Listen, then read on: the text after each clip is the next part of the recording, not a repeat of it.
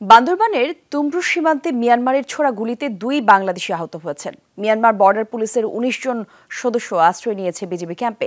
এদিকে গতকাল থেকেই সীমান্তে তীব্র গোলাগুলি এবং মর্টার শেলের আওয়াজে আতঙ্কিত মানুষ ঘরবাড়ি ছেড়ে অন্যত্র আশ্রয় নিচ্ছে।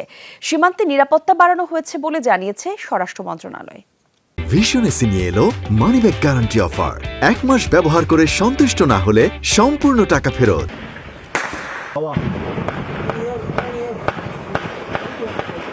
হঠাৎই বান্দরবানে তুমরু সীমান্ত দিয়ে ঢুকে পড়ে মিয়ানমার বর্ডার পুলিশের বেশ কজন সদস্য আশ্রয় নেয় বিজিবি ক্যাম্পে। দেশটির জান্তা বাহিনীর সাথে বিদ্রোহীদের চলমান সংঘর্ষে উত্তেজনা বাংলাদেশ সীমান্তে।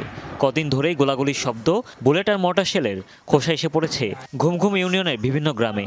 ভেঙে গেছে কয়েকটি বাড়ির ছাউনি, এলোপাতাড়ি গুলিতে আহত 2 বাংলাদেশি। উদ্বেগ উৎকণ্ঠায় নির্ঘুম রাত কাটাচ্ছেন স্থানীয়রা। ঘরবাড়ি ছেড়ে আশ্রয় নিচ্ছেন অন্যত্র। মানে রাত প্রায় 9টা সাড়ে 9টার দিকে ওইটা আরম্ভ হয়েছে, মানে গুলি মারামারি। তখন তো আমরা জানি না যে কে কাদেরকে মারতেছে।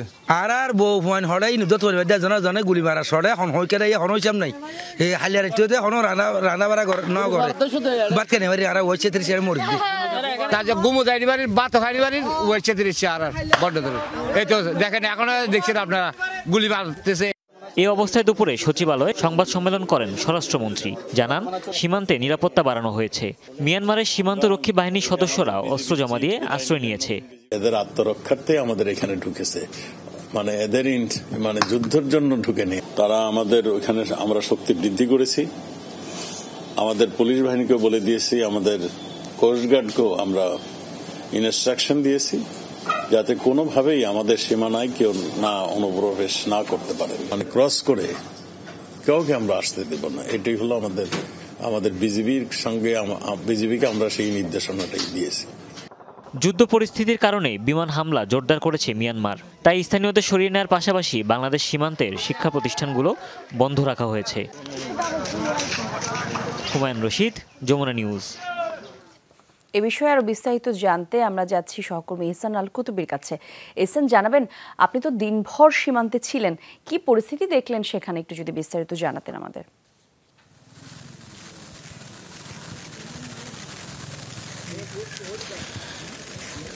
কলি, পরিস্থিতি খুব ভয়াবহ। অর্থাৎ সকাল থেকেই আমরা এখানে আছি, অর্থাৎ নাইখংছড়ির তুমরু সীমান্ত এলাকায়, যেখানে মিয়ানমারের সীমান্ত রয়েছে, যেখানে গোলাগুলি হচ্ছে, বোমাবাজি হচ্ছে। মিয়ানমারের যে জান্তা বাহিনী তাদের সাথে আরকান আর্মির সাথে গোলাগুলি হচ্ছে। একেবারে থেমে নেই, কিছুক্ষণ থেমে নেই, অনবরত একেবারে তুমুল যুদ্ধ যেটাকে বলা হয় সেটাই আমরা দেখতে পেয়েছি। এবং এখানকার যে নাইখংছড়ির তুমরু সীমান্তের যে স্থানীয় বাসিন্দারা, তারা আসলে আতঙ্কে গতকালকে থেকেই তারা যেটি বলছিল, গতকালকে রাত্রি থেকে এমন তুমুল যুদ্ধ শুরু হয়েছে যেটা আসলে তাদের জীবনের মধ্যে অনেক বড় বিষয়, যে ভয়ের একটা বিষয়। তারা ভয়ে আতঙ্কে অনেকেই রাত্রে ঘর বাড়ি ছেড়ে চলে গেছে, আবার অনেকে যখন বেশি গোলাগুলি হচ্ছিল তখন ঘরবাড়ি থেকে তারা নিরাপদ আশ্রয়ে চলে গেছে। আমরা স্থানীয় চেয়ারম্যানের সাথেও কথা বলেছি সকালে, সেখানেও আমরা দেখেছি সকাল থেকে এ পর্যন্ত আমরা আনুমানিক বলা যায়, একেবারে ক্লিয়ার করে না, আনুমানিক 5-6 জনের মতো আহত হয়েছে আমাদের এই যে বাংলাদেশ সীমান্তে যারা আছে তা এরকম। কিন্তু আমরা এটা কোনো সংস্থা বা নির্ভরযোগ্য জেলা প্রশাসন বা এরকম কারো কাছ থেকে এই বিষয়ে তাদের কাছ থেকে তারা মৌখিকভাবে কিছু জানায়নি। তবে আমরা এটা ভিন্ন ভিন্নভাবে স্থানীয় ওয়ার্ড মেম্বার সহ তাদের কাছ থেকে মূলত আমরা জানতে পেরেছি। তবে এখন পর্যন্ত বলা যায় যে 1 ঘন্টা আগেই মোটামুটি একটু থামছে গোলাগুলি। হেলিকপ্টার এবং বিমান থেকেও একটু আগে হামলা চালানো হয়েছে।